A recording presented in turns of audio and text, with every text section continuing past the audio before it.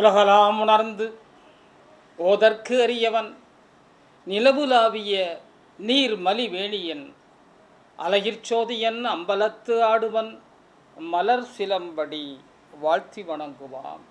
வழிந்த பால் வாயாக குழந்தை நிற்க குளித்து எழுந்த அந்தன தந்தையும் இதெல்லாம் நடந்து முடிஞ்ச உடனே அங்கே அப்பா சிவபாதேரதேர் குளத்திலிருந்து வெளியே வரார். வந்து கரை ஏறி இந்த குழந்தைய பார்க்குறார். குழந்தை வாயில் பால் வழியுது. இந்த குழந்தை வாயில் எப்போவுமே பால் இருக்கிற மாதிரி ஆகிப்போச்சு. அதான் பால் அராவாயன். இந்த குழந்தைக்கு இன்னொரு பெயர் பாலராவாயன். பால்னா ரொம்ப சிறந்த உணவு பால். அந்த பாலாகிய சிறந்த உணவை உண்ட காரணத்தால் இந்த உலகத்தாருக்கு முப்பால் அறிவையும் தருகிறது இந்த குழந்தை. திருக்குறளுக்கே முதல் பெயர் முப்பால் தான். அப்புறம் தான் அதுக்கு திருக்குறள்னு பேர் வந்தது. எனவே வழிந்த பால் வாயாக குழந்தை நிற்க குளித்தெழுந்த அந்தன தந்தையும், இப்போ அந்த குழந்தைய அந்தன தந்தைங்கிறான். அதனால தான் வாயில் ஏண்டா பால் ஒழிது, யாராவது சாதாரண குளத்தில் பிறந்தவங்க வந்து அந்த குழந்தைக்கு பால் கொடுத்துட்டு போயிட்டாங்களோ அப்படின்னு ஒரு பரபரப்பில் நிற்கிறாரு. யார்? அப்பா. அப்பா ஒரு பார்ப்பார், அப்பா இதை பார்ப்பார், அவர் ஒரு பார்ப்பார். அந்தன தந்தையும் அதிர்ச்சியில் அயர்ந்து தன் வசம் இழப்பார். பால் தந்தார் யாரென்று பார்ப்பார். இந்த குழந்தைக்கு பால் கொடுத்தது யாருன்னு பார்க்குறார். சுற்றி மூச்சு ஒருத்தரையும் காணோம், யாரையும் காணோம். கீழே இருந்த குச்சி ஒன்று எடுத்துக்கிட்டார். டேய், உனக்கு பால் கொடுத்தது யாருப்பா, உனக்கு பால் கொடுத்தது யாருப்பான்னு இந்த குச்சியை உதறி கேட்குறார். குச்சி ஒன்றை கையெடுத்து அடிப்பாராய், அடிக்கலை அடிப்பாராய் மிரட்டி எச்சில் பாலமுதை தந்தார் யார் என வினவ, குழந்தையும் சிரிப்பு இலையோட உச்சியில் வந்தவரை தம் பச்சை கரமலரால் சுட்டுவர். உச்சியில் வந்தவரை தன் பச்சை கரமலரால் சுட்டுவார். யார்? ஞானசம்பந்தர் என்ன சொல்கிறாரு? இதோ அவர் தான் கொடுத்தாரு, வானத்தில் நிற்கிறாரே அவர் தான் கொடுத்தாரு. ஆனால் வானத்தில் நின்னவர் இருக்கிறாராங்க. இவர் கண்ணுக்கு தெரிகிறது. யார்? இந்த குழந்தையின் கண்ணுக்கு பெருமான் தெரிகிறார். ஆனால் சிவபாத இருதயர் கண்ணுக்கு எப்படி தெரியும்? தெரியல. சிரிப்பு இலையோட உச்சியில் வந்தவரை நம் பச்சை கரமலரால் சுட்டுவர். உட்சென்ற உயர் ஞான பாலமுதம் பதிகமாய் பாடலுறும். உட்சென்ற உயர் ஞான பால் அமுதம், உட்சென்ற உயர் ஞான பாலமுதம் பதிகமாய் பாடலுறும். பதிகமாயிட்டு அங்கேருந்து ஆரம்பிச்சதுயா பாட்டு. ஏறத்தாழ அங்கே ஆரம்பித்த பாட்டு ஏறத்தாழ ஒரு 2800 பாடல் நமக்கு கைக்கு கிடைத்தவை. ஞானசம்பந்தர் பதிகங்கள் 185 திருத்தலங்களில் போய் பாடல் பெற்ற பாடல்கள் இதுவரை நம் கையில் கிடைத்தவை 2500க்கும் மேலே. அதான் முதல் பாட்டு. இங்கே தான் பிள்ளையார் சொல்லி போடுறார். ஆல்ஃபபெட்டில் ஏ ஆரம்பித்த இடம் இது. இன்னும் 27 இருக்குது. இந்த ஞானசம்பந்தருடைய பதிகத்தை கேட்போம். தோடுடைய செவியன் விடையேறி ஓர் தூவன் மதிசூடி, காடுடைய சுடலை பொடி பூசி, காடுடைய சுடலை பொடி பூசி என் உள்ளம் கவர்கள்வன், ஏடுடைய மலரான் உனை நாட்பணிந்து ஏத்த அருள் செய்த பீடுடைய பிரமாபுரம் மேவிய பெம்மான் இவனன்றே. பீடுடைய பிரமாபுரம் மேவிய பெம்மான் இவனன்றே. தோடுடைய செவியன், காதில் தோடு. இட் ப்ளஸ் ஓ தோ அது பிரணவம் அப்படியெல்லாம் சொல்லுவாங்க. இதை விட சிறந்த ஒரு விளக்கத்தை ஒருத்தர் சொல்கிறார். பெண்ணுக்கு சம உரிமை, ஒரு காதில் தோடு. எனவே அன்னைக்கே பெண்ணுரிமையை பற்றி பேசுகிறது முதல் வரிய அம்மா வந்து இடப்பக்கம், ஐயா வந்து வலப்பக்கம். அங்கே பெண்ணுரிமை. அந்த 2 பேரும் வந்து இவருக்கு பால் ஊட்டுறாங்க. எனவே பெண்மையை போற்ற வேண்டும் என்பதற்காகவே இது அவதாரம் அப்படிங்கிறத சொல்கிறதுக்காக தோடுடைய செவியன். விடை ஏறி, விடையின்னா ரிஷபம், இடபம், காளை. இந்த காளை மேலே ஏறி வராங்க. இடை ஏறி ஓர் தூ வெண் மதிசூடி. தூன்னா தூய்மையான, வெண்ணுன்னா வெண்மையான, மதினா சந்திரன். தூவன் மதிசூடி காடுடைய சுடலை பொடி பூசி. காடுன்னா சுடுகாடு, சுடலை, சுடலைனாலும் சுடுகாடுனாலும் ஒன்று. அந்த பொடியை எடுத்து உடம்புங்கும் பூசி இருக்கிறாராம் பெருமான். காடுடைய சுடலை பொடி பூசி என் உள்ளம் கவர்கள்வன். முதல் பாட்டிலேயே சிவபெருமான கல்வன்னு சொல்லிட்டார். என் உள்ளம் கவர் கல்வன். திருட்டு பெயர் யாரு? சிவபெருமான். என்ன திருட்டு பெயர்? என் உள்ளத்தை திருடியவன். என் உள்ளம் கவர் கல்வன் ஏடுடைய மலரான். யாரு ஏடுடைய மலரான்னா? யாரு? ஏடுன்னா சுவடி, மலர்னா தாமரை. தாமரை மலரில் அமர்ந்திருப்பது பிரம்மா. பிரம்மா கையில் ஏடு வச்சிருக்கிறாரு. ஏடுடைய மலரான் உன்னை நாட்பணிந்து ஏத்த. உன்னை தினசரி கும்பிடுறாயா? ஏன்னா இவர் ஊருக்கு ஏன் உடனே இவர் பிரம்மாவை மட்டும் முதல்ல சொன்னார் அப்படின்னா, சீர்காழி பிரம்மன் வழிபட்ட தலம். அதனால் இவருக்கு உடனே ஞாபகம் வந்தது பிரம்மா. பிரம்மன் வழிபட்ட தலமாகிய இந்த சீர்காழியில் நான் உன்னை பார்த்தம்பா. உன்னை தினசரி வழிபடுறானே பிரம்மா, ஏடுடைய மலரான். அவன் மலரான். ஏன் மலரான்னு கேட்டால் இன்னொன்று கூட சொல்லலாம். திருமாலது உந்திக்கமலம். உந்தியிலேருந்து கிளம்பி அந்த தொப்புலேருந்து குழந்த கொடி அந்த எண்டில் அது தாமரை புஷ்பமாக இருக்கும். அதில் உட்கார்ந்துருக்கிறது தான் பிரம்மா. ஏடுடைய மலரான் கையில் ஏடு வச்சிருக்கிறான். ஏடுடைய மலரான் உன்னை நாட்பணிந்து ஏத்த. ஏத்தன்னா கொண்டாட, வழிபட அப்படின்னு பொருள். ஏத்த அருள் செய்த பீடுடைய பிரமாபுரம் மேவிய. அந்த மாதிரி வழிபடுறதுக்கே பிரம்மனுக்கு நீ அருள் செய்தாயப்பா. அப்படிப்பட்ட பீடுடைய பிரமாபுரம் மேவிய, பிரமாபுரமாகிய இந்த சீர்காழியில் இருக்கிறவன் யாருன்னு கேட்டால் பெம்மான் இவனன்றே. இவன்தானா வந்தான் இந்த பெம்மான். பெம்மான்னா பெருமான்னு அர்த்தம். பெருமான சின்ன குழந்தை வாயால் ஒரு மழலை சொல்லுது. பெம்மான் இவனன்றே. வானத்து ஞானப்பால் தந்து பிராட்டியோடு பிரானும் பாவித்த. பிராட்டியோடு பிரானும் பாலித்த பேரருளில். பாலித்தன அருள் செய்தல்னு அர்த்தம். பாலித்த பேரருளில் சம்பந்தர் பூமி வந்த புனித திருப்பணி துவங்கிவிட்டது. சம்பந்தர் பூமி வந்த புனித திருப்பணி துவங்கிவிட்டது. ஞானசம்பந்தரின் முதல் பதியம், 12 திருமுறையின் முதற் பாட்டு, சைவ வேதத்தின் முதல் அடி பிறந்தது. சைவ வேதத்தின் முதல் அடி 12 திருமுறையில் முதல் பாட்டு தான். 12 திருமுறை தான் சைவம். அந்த சைவத்தில் முதல் பாட்டு தோடுடைய சபையான். அதை பாண்டது இந்த 3 வயசு குழந்தை. இந்த சீர்காழி குளக்கரையில் தான் இந்த பாடல் பிறந்தது. இச்சிறுவலையின் திருவாய் மொழியில்தான் இந்த பாடல் பிறந்தது. தோடுடைய செவியன் என்ற பதிக முதலில் நாம் உமையாளின் தாய்ப்பால் வாசம் அதை தனித்தே உணர்ந்து உய்யலாம்.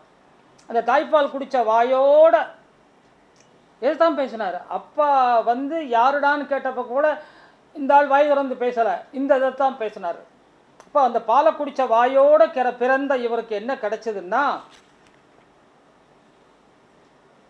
தாய்ப்பால் வாசம் அந்த பாடலில் நமக்கு தெரியுது. அதை அனுபவித்து உணரலாம். பிள்ளை பிரான் தன் பதிகம் சாற்றும் முறையை தடையின்றி தன் முதல் பதிகத்திலேயே பதிவு செய்வார். இமயம் இடுங்கிய ராவணன் இசைத்தே சிவனான் மனமசைத்த தேதியை 8ஆம் பாடலிலும். இதில் ஒரு ரெகுலரைசேஷன் பண்ணிட்டார். யார்? நம்முடைய ஞானசம்பந்த பெருமான். இந்த பாடல் 10 பாடல் ஒரு பதியம். அந்த 10 பாடலையும் எப்படி இனிமேல் இதுதான் நம்முடைய தொழில், இதுதான் நம்முடைய வேலை, இதுதான் நம்முடைய பணி என்று அப்போவே முடிவு பண்ணிட்டார். இந்த பாடல் இதை இந்த முதல் பாடல் இந்த ஊரை பற்றி எந்த தளத்துக்கு போனாலும் அந்த ஊருடைய அழகை பற்றி பேசுவது, அந்த ஊரில் உள்ள வசிக்கின்ற பெருமானை பற்றி பேசுவது.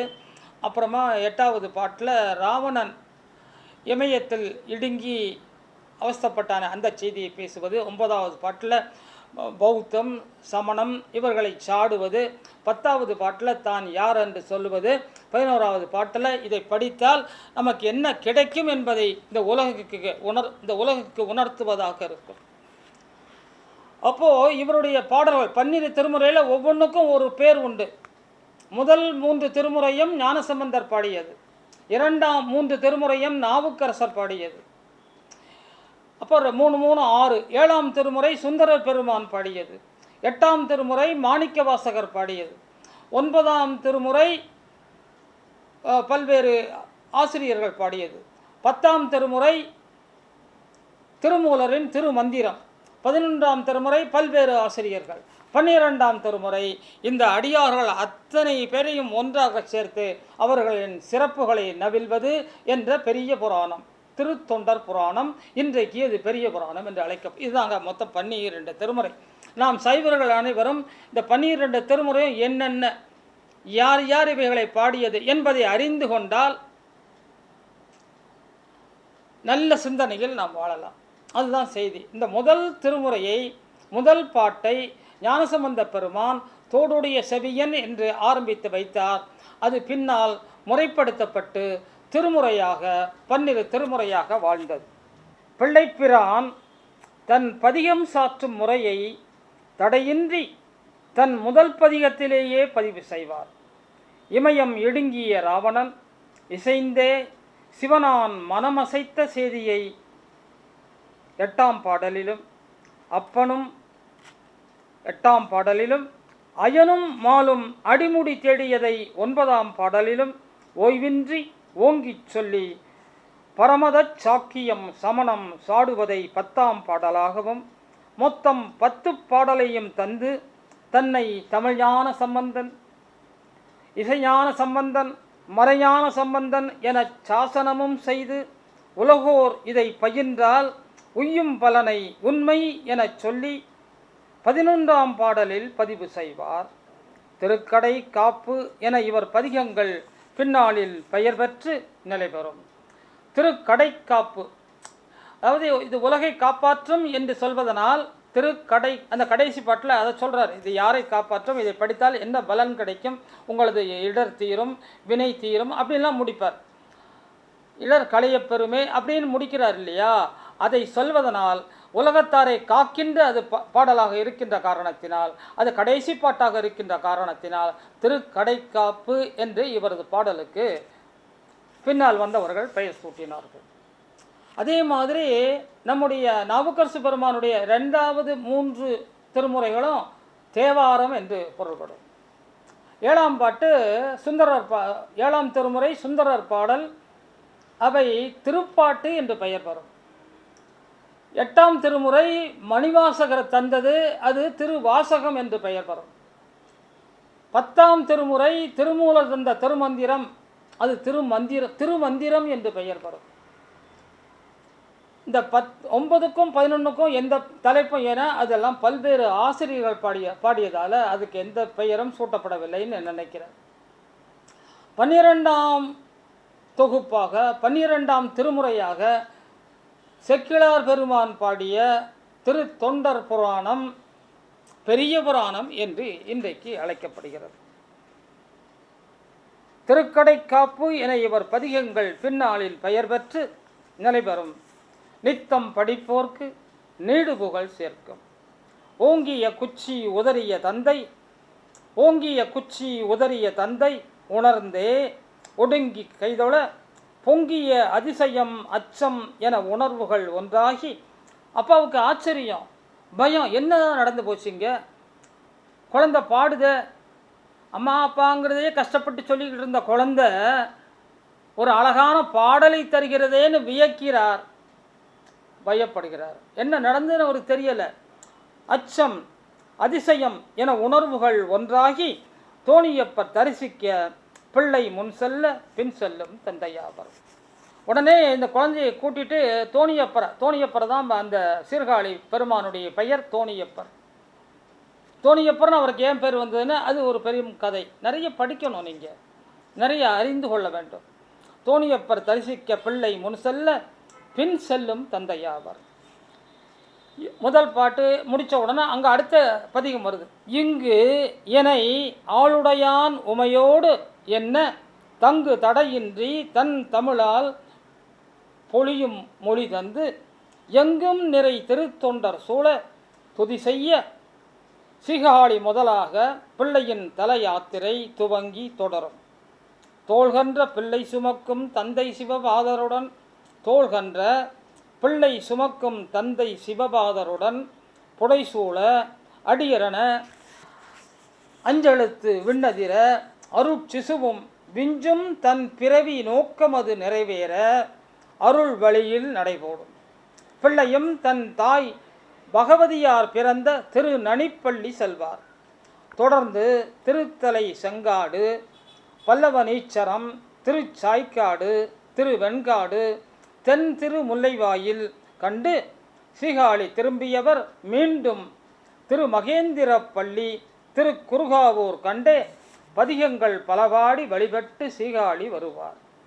இந்த சமயத்தில் ஓர் மிகச்சிறந்த அடியராம், யாழிசை கலைஞராம், எதிர்காலத்தில் ஓர் நாயன்மாராம் திரு நீலகண்ட யாழ்ப்பாணரும் அவரது இல்லறத்துறவி இசையரசி மதங்க சூளாமணியும் பல்வேறு திருத்தலங்களை பாடி பரவிய இவர்களின் தனிக்கதையை நாம் சற்று காண்போம். திருநீலகண்ட யாழ்ப்பாணர் நாயன்மார்களில் இறுதியாக நிறைவாக வைத்து போற்றப்பட்டவர். இவர் கையில் யாழோடு இருப்பார். எப்போது சிறந்த இசைக்கலைஞர். இவரது மனைவியும் ஒரு பாடகர், வாய்ப்பாடகர்னு சொல்லுவோம் இல்லையா. இந்த பின்னால் இந்த பதிகங்களுக்கெல்லாம் என்ன முறை பன்முறை என்று விதி அமைத்தவர் இந்த மதங்க சூளாமணி என்ற நாச்சியார். அந்த ரெண்டு பேரும் ஒவ்வொரு கோயிலாக போய் இறைவனை பாடுறாங்க. இவங்களை பற்றி சில செய்திகளை படித்துவிட்டு இவங்களாம் இவரை ஞானசம்பந்தரோடு வந்து சேர போகிறாங்க. எனவே இவர்களை பற்றிய செய்தியை நாம் கண்டுகொள்வோம். தருமபுரம் பதிபிறந்த தாழ்குல இசைக்கலைஞர். சொல்கிறது கொஞ்சம் கஷ்டமாக தான் இருக்குது, இருந்தாலும் அந்த இம்பார்ட்டன்ஸ் கருதி இவரை தாழ்குலம் என்று நான் விழிப்பதற்கு வருத்தப்படுகிறேன். இருந்தாலும் அந்த செய்தியை நான் உங்களுக்கு சொல்லியாக வேண்டும். தாழ்குல இசைக்கலைஞர் திருநீலகண்ட யாழ்ப்பாணர் உடனாகும் மதங்க சூளாமணி தாயார் மனையாளாக இவர்களின் செய்திகளை அறிந்தால் இவர் தொண்டின் தூய பரிமாணம் நமக்கு தெள்ளன விளங்கும். தலங்கள் தோறும் சென்று தலைவனை பாடும் இவர்களை தாழ்குலம் என்று ஆலவாய் சென்னதிக்கு அனுமதிக்காத அவல நிலை ஆண்டவனுக்கே பொறுக்கவில்லை போலும். ஆண்டவன் பணிக்க அவர் ஆர்டர் போடுறார், உள்ளே விடுங்கன்ட்டு. அப்புறம்தான் உள்ளே அனுப்புகிறாங்க இவரை. ஆண்டவன் பணிக்க உட்புகும் பாணருக்கு அமர மனையும் இடப்படவில்லை. உட்கார்றதுக்கு ஒரு பலகை கொடுக்கலாம் இல்லையா கருவறைக்குள்ள, அதுவும் இல்லை. பாணரின் பாடல்கள் கூறும் செய்திகளாக பாவலர் சேக்கிழார் இவ்வாறு குறிப்பிடுகிறார். இவர் என்ன பாடுறாரு? சேக்கிழாருடைய பாடலில் இவர் என்ன பாடினாருங்கிறத சேக்கிழார் எழுதுகிறார். திரிபுரம் எரித்தவாறும் நேர்மிசை நின்றவாறும் கரியினை உரித்தவாறும் காமனை காய்ந்தவாறும் அயர்க்கு அரியவானும் அடியவர்க்கு எளியவானும்